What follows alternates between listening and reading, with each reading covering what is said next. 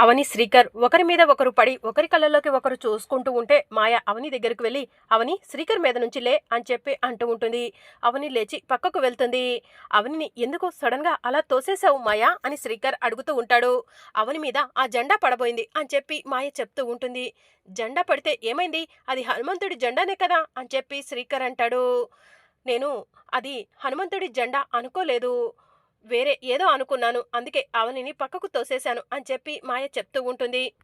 సరేలే అని చెప్పి శ్రీకర్ హనుమంతుడి జెండా చెట్టు మీద పడితే దాన్ని తీసుకొచ్చి అవనికి ఇవ్వబోతూ ఉండగా ఆగు శ్రీకర్ అని చెప్పి మాయ అంటూ ఉంటుంది. ఏమైంది, ఇది అవని జెండానే కదా, అందుకే అవనికి ఇస్తున్నాను అని చెప్పి శ్రీకర్ అంటూ ఉంటాడు. అవని తీసుకోకూడదు అని చెప్పి మాయ అంటుంది. ఎందుకు తీసుకోకూడదు అని శ్రీకర్ అడుగుతూ ఉంటాడు. ఎందుకంటే అది అది అని చెప్పి మాయ కంగారు పడుతూ మేము ఇప్పుడు ఇంట్లోకి వెళ్తున్నాం కదా, హనుమంతుడి జెండా ఎందుకు అని తీసుకోకూడదు అన్నాను. అంతే శ్రీకర్, నువ్వు ఫోన్ మాట్లాడటానికి బయటికి వచ్చావు కదా, అవని వాళ్ళ ఇంట్లోనే పెట్టేసేయి అని చెప్పి మాయ చెప్తూ ఉంటుంది. సరే అని చెప్పి శ్రీకర్ జెండాని తీసుకొని అవని వాళ్ళ ఇంట్లోకి వెళ్తూ ఉంటాడు. ఇక మరోవైపు మాయ అవనిని తీసుకొని ఇంట్లోకి వెళ్తుంది. హనుమంతుడి జెండా అవని మీద పడ్డా అవని ముట్టుకున్నా కూడా నకిలీ అవని మాయమైపోతుంది అని చెప్పి మాయ మనసులో అనుకుంటూ ఉంటుంది. ఇక మరోవైపు అర్చన ఒంటరిగా కూర్చొని ఆలోచిస్తూ ఉంటుంది. అప్పుడు మాయ అర్చనను చూసి అవని, నువ్వు అర్చన దగ్గరకు వెళ్ళి అక్షయ్ గురించి తెలుసుకునే ప్రయత్నం చెయ్యి, నాకు సపోర్టుగా మాట్లాడు అని చెప్పి మాయ చెప్తూ ఉంటుంది. నకిలీ అవని అర్చన దగ్గరకు వెళ్తుంది. అమ్మ అర్చన, ఏం ఆలోచిస్తున్నావు అని చెప్పి అడుగుతూ ఉంటుంది. ఈ సంక్రాంతి పండుగ రోజు ఎలాంటి ప్రమాదం జరగబోతుందోనని భయంగా ఉంది మేడం అని చెప్పి అర్చన అంటూ ఉంటుంది. నాకైతే నా కూతురు దగ్గరగా లేదని నేను చాలా బాధపడుతున్నానమ్మా అర్చన అని చెప్పి అవని అంటూ ఉంటుంది.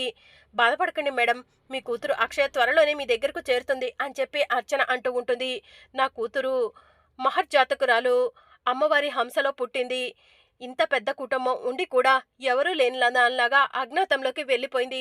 నా కూతురు గురించి తలుచుకుంటేనే చాలా బాధగా ఉంది. నా కూతురు నేను చచ్చిపోయే లోపైనా వస్తుందో లేదో అని నకిలీ అవని అర్చనతో అంటూ ఉంటుంది. అయ్యో మేడం, ఏంటి అలా మాట్లాడుతున్నారు అని చెప్పి అర్చన అంటూ ఉంటుంది. మరి ఇంకెలా మాట్లాడమంటావమ్మా, నా మనసులో ఉన్న బాధనే నేను చెప్తున్నాను అని చెప్పి అవని అంటూ ఉంటుంది. మేడం, మీరు ఏడవద్దు, బాధపడొద్దు, రండి మేడం, ఖచ్చితంగా అక్షయ్ ఎక్కడ ఉన్నా కూడా మీ దగ్గరకు వస్తుంది. మీకు ఏదైనా ప్రమాదం జరిగిందంటే మిమ్మల్ని చూడకుండా అక్షయ్ ఎలా ఉంటుంది అని చెప్పి అర్చన అవని కంటతడి తుడిచి అవనిని ఓదార్చి లోపలికి తీసుకొని వెళ్తూ ఉంటుంది. ఈ అర్చన మామూలుది కాదు, అన్నీ తెలిసి కూడా తెలియనట్టే మాట్లాడుతుంది. దీని నుంచి త్వరలోనే నిజం రాబడతాను అని చెప్పి మాయ దూరం నుంచి చూస్తూ మనసులో అనుకుంటూ ఉంటుంది.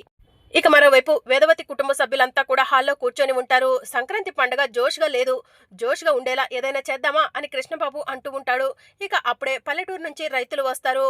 నమస్కారం వేదవతి గారు అని రైతులు చెప్తూ ఉంటారు. నమస్కారం అండి అని చెప్పి వేదవతి అంటుంది. చాలా రోజుల తర్వాత వచ్చారు అని చెప్పి వేదవతి పల్లెటూరి రైతుల్ని అంటూ ఉంటుంది. మీరు కూడా పల్లెటూరికి ఏరువాక్కని సంక్రాంతి పండక్కని రావట్లేదు కదమ్మా, ఇంతకుముందు మీరు పల్లెటూరికి అమ్మవారిని తీసుకొని వస్తే చాలా సంతోషంగా సంబరాలు చేసుకునే వాళ్ళము, మీరు కూడా రావటం మానేశారు. కొత్త పంట వచ్చింది, అమ్మవారి ముందు పెట్టుకొని పూజ చేసుకుందామని వచ్చామమ్మా, ప్రసాదం తయారు చేపించుకొని తీసుకెళ్దాం అనుకుంటున్నాము అని పల్లెటూరి రైతులు చెప్తూ ఉంటారు. ఇంతకు ముందు వచ్చినప్పుడు అవనికి మీకు గొడవలున్నాయని చెప్పారు, అమ్మవారు అవని దగ్గరే ఉందని చెప్పారు. ఈలోగా మీ అందరి సమస్యలు తీరిపోయి ఉంటాయి, అమ్మవారు తిరిగి మీ ఇంటికి వచ్చి ఉంటుంది, ప్రసాదం తయారు చేసుకొని సంతోషంగా ఊరికి తీసుకెళ్దామనే వచ్చాము అని పల్లెటూరి రైతులు చెప్తూ ఉంటారు. మీరు అనుకున్నట్టుగా మా సమస్యలు ఇంకా తీరలేదు, అమ్మవారు మా ఇంటికి రాలేదు అని వేదవతి చెప్తూ ఉంటుంది. మరి ఇప్పుడు ఎలా అమ్మా అని చెప్పి రైతులు అంటూ ఉంటారు. ఎలా ఏముంది, చేసేదేం లేదు అని వేదవతి అంటూ ఉంటుంది. అమ్మా, అవని చేత అమ్మవారి విగ్రహాన్ని ఇక్కడికి తెప్పించండి, అమ్మవారి ముందు కొత్త పంటను పెట్టి ప్రసాదం తయారు చేపించుకొని తీసుకెళ్తాము అని చెప్పి పల్లెటూరు రైతులు అంటూ ఉంటారు. అది కుదరదు అని చెప్పి వేదవతి అంటుంది. అదేంటి వేద అలా అంటున్నావు, రైతులు చెప్పింది బాగానే ఉంది కదా అని ప్రసాదరావు అంటూ ఉంటాడు. గతంలో జరిగింది మర్చిపోయారండి, అమ్మవారు గుమ్మం వరకు వచ్చిందే కానీ ఇంట్లోకి రాకటానికి నిరాకరించింది, అలాంటప్పుడు అమ్మవారిని ఎలా తీసుకొస్తారు అని చెప్పి వేదవతి అంటుంది. ఎంతో సంతోషంగా ఎంతో ఆశగా ప్రసాదం తయారు చేయించుకొని వెళ్ళటానికి వచ్చాము, అదేంటమ్మా అంత మాట అన్నారు అని చెప్పి పల్లెటూరి రైతులు అంటూ ఉంటారు. మేము చెప్పగలిగిందే చెప్తున్నాము, అమ్మవారు మా దగ్గర ఉండుంటే సంతోషంగా ప్రసాదాన్ని తయారు చేసి ఇచ్చేవాళ్ళం, ఇప్పుడు అవని దగ్గర ఉంది కాబట్టి అవనియే ప్రసాదం తయారు చేసి ఇవ్వాలి, లేదంటే అవనియే అమ్మవారి విగ్రహాన్ని తీసుకురావాలి అని చెప్పి వేదవతి పల్లెటూరి రైతులకి చెప్తూ ఉంటుంది. అమ్మ అవని విగ్రహాన్ని తీసుకుని రామ్మా అని చెప్పి పల్లెటూరి రైతులు అంటూ ఉంటారు. అవని పల్లెటూరి రైతుల కోసం ఏమీ చెయ్యదు. చేస్తున్నట్టు నాటకం ఆడుతూ ఉంటుంది. మీరంతా అవని లాంటి దాన్నే నమ్ముతారు. మమ్మల్ని నమ్మరు. మేం చెప్పింది నిజం.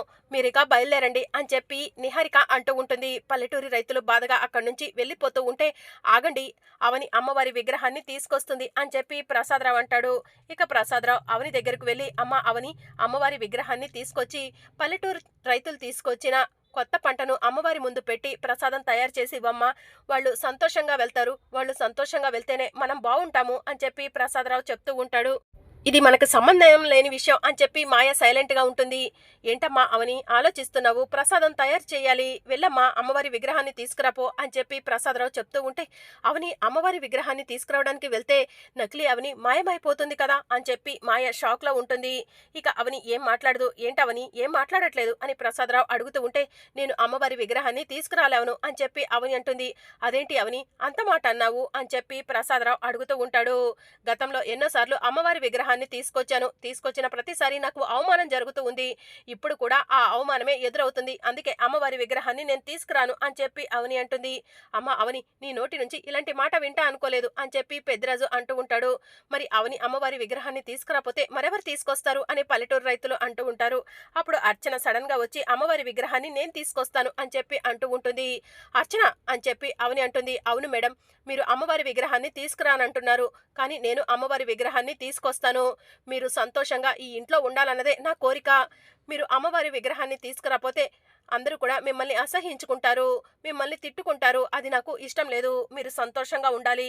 మీకోసమే అమ్మవారి విగ్రహాన్ని తీసుకొస్తాను అని చెప్పి అర్చన అవని ఇంట్లోకి వెళ్తూ ఉంటుంది.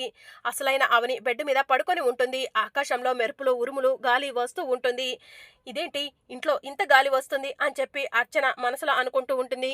ఇక అర్చన వెళ్ళి డోర్ వేస్తూ ఉంటుంది. అవని అదే రూమ్ లో పడుకొని ఉంటుంది. అర్చన అవనిని గమనించకుండా వెళ్ళి డోర్ క్లోజ్ చేసి వచ్చి అన్నపూర్ణాదేవి ముందు నుంచొని, అమ్మ అన్నపూర్ణాదేవి, అమ్మ నిన్ను నానమ్మ ఇంటికి తీసుకెళ్లటానికి ఎందుకో నిరాకరించింది. నాకు అర్థం కాలేదు. కానీ అమ్మవారి విగ్రహం అక్కడికి వెళ్తేనే కదా రైతులు, నానమ్మ కుటుంబం అందరూ బాగుండేది అని చెప్పి అర్చన అమ్మవారికి నమస్కారం చేసుకుంటూ ఉంటుంది. అమ్మ అన్నపూర్ణాదేవి, నేను చేసింది తప్పో ఒప్పో తెలీదు. మా కుటుంబం అలాగే పల్లెటూరి రైతులు బాగుండటం కోసమే నేను ఇలా అక్కడ ఉన్న వాళ్ళందరికీ మాట ఇచ్చి వచ్చాను. నేను చేసింది తప్పైతే నన్ను క్షమించు తల్లి. నిన్ను అక్కడికి తీసుకెళ్తాను తల్లి అని చెప్పి అర్చన అన్నపూర్ణాదేవికి నమస్కారం చేసుకుంటుంది. ఇంకా అర్చన అలా అన్నపూర్ణాదేవికి నమస్కారం చేసుకుని అమ్మవారి విగ్రహాన్ని చేతిలోకి తీసుకోబోతూ ఉండగా అమ్మవారి విగ్రహం బరువెక్కిపోతుంది. అర్చన చేతిలోకి రాకుండా అక్కడే తిష్ట వేసుకొని కూర్చుంటుంది. అమ్మా నేనేం తప్పు చేశానమ్మా? ఎందుకమ్మా నా దగ్గరికి నువ్వు రావట్లేదు? చెప్పమ్మా అని చెప్పి అర్చన అన్నపూర్ణాదేవిని అడుగుతూ ఉంటుంది.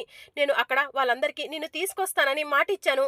ఇప్పుడు నేను వాళ్ళకు ఏం చెప్పాలమ్మా అని చెప్పి అర్చన అమ్మవారిని అడుగుతూ ఉంటుంది. ఇక అర్చనకు ఏం చేయాలో అర్థం కాక కాసేపు ఆలోచించి వేదవతి ఇంటికి బయలుదేరుతుంది. ఇక వేదవతి ఇంట్లో ఉన్న కృష్ణబాబు, ఇదేంటి అర్చన ఇందాకలనగా వెళ్ళింది, ఇంకా రాలేదు అని చెప్పి అందరితో అంటూ ఉంటాడు. ఇక అప్పుడే అర్చన ఆ వేదవతి ఇంట్లోకి వస్తూ ఉంటుంది.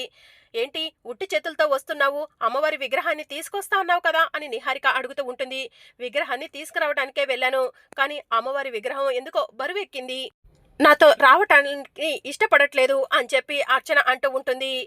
ఇక్కడ మాట ఇచ్చి అమ్మవారి విగ్రహాన్ని తీసుకొచ్చేదానిలాగా అందరి దగ్గర మంచి పేరు తెచ్చుకోవాలని వెళ్ళి అమ్మవారి విగ్రహం రావట్లేదని నాటకాలు ఆడుతున్నావా? ఈ అర్చనను అవని నమ్మటానికి వీల్లేదు. వీళ్ళిద్దరూ కలిసే నాటకం ఆడుతున్నారు అని చెప్పి వసంత అంటూ ఉంటుంది. ఎందుకు అందరూ అర్చనను తప్పుగా అర్థం చేసుకుంటున్నారు?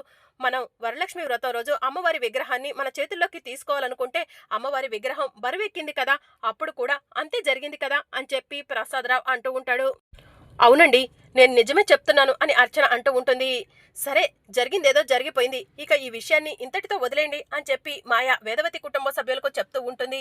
మరి అప్కమింగ్ ఎపిసోడ్లో ఏం జరగనుందో తెలుసుకోవాలనుకుంటున్నారా? అయితే ఛానల్ను సబ్స్క్రైబ్ చేసుకుని సపోర్ట్ చేయడం మర్చిపోకండి. Thank you for watching.